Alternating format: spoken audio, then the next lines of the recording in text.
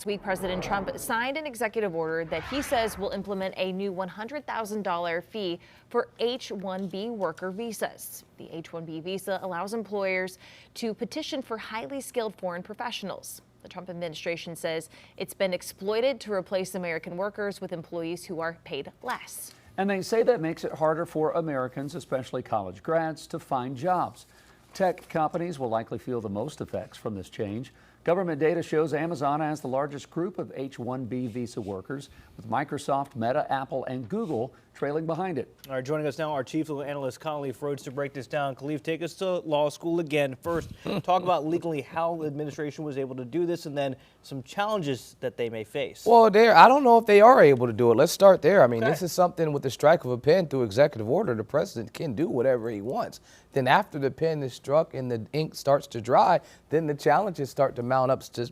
Most of them are constitutional challenges. Has the executive exceeded their authority? Are they able to do the very thing they want to do? Do we truly have three separate co-equal branches of government? And if we do, then this typically would be something that Congress can do. By law, the customs receive their prices set through something called the Immigration Nationality Act. Well, those have to be commensurate, this is what it says, with the cost of adjudication. So what does that cost? Typically a few $100, a few thousand maybe, not a few 100,000. So I think they moved the comma just a little bit too far to the left. This is something that I think won't stand constitutional muster at all. Past administrations have attempted to move it, a few dollars, $20 here, $100 here, but nothing close to this. So I don't think this is legal at all, but I think this administration, again, is attempting to try to find ways to challenge and lengthen and widen the strength of the executive branch, and this is another one of those things. The other thing I say is it violates the APA, the American Procedural Act. You have to, Procedure Act, you have to, when there is a rulemaking procedure or process, has to be opened up for public comment, for open session, for an opportunity to be heard. None of that happened. President Trump just woke up and said, I'm going to do this, and he did it. That rulemaking process is important, and if you don't follow it, that's another open opportunity for a challenge.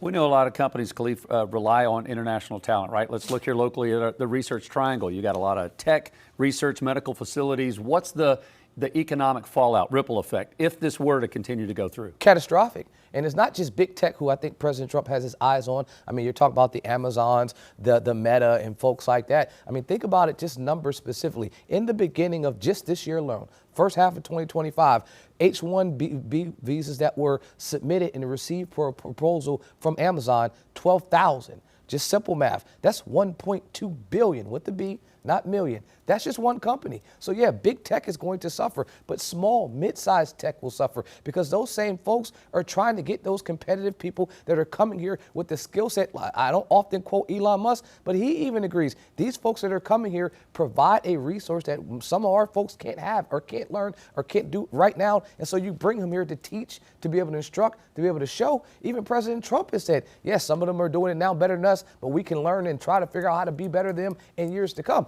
Well, folks aren't going to send people here if the companies are going to be on the hook for $100,000 per employee. So what are those companies doing? Get your folks back here now. Make sure they're already in here before this takes any effect and before the legal challenges start to mount up. Well, could those companies sue then because they say we can't afford to do this? 100%. And it won't even be based on the cost. It will be based on the constitutionality. Separation of powers first, violation of rulemaking second. And so let's go through the rulemaking process.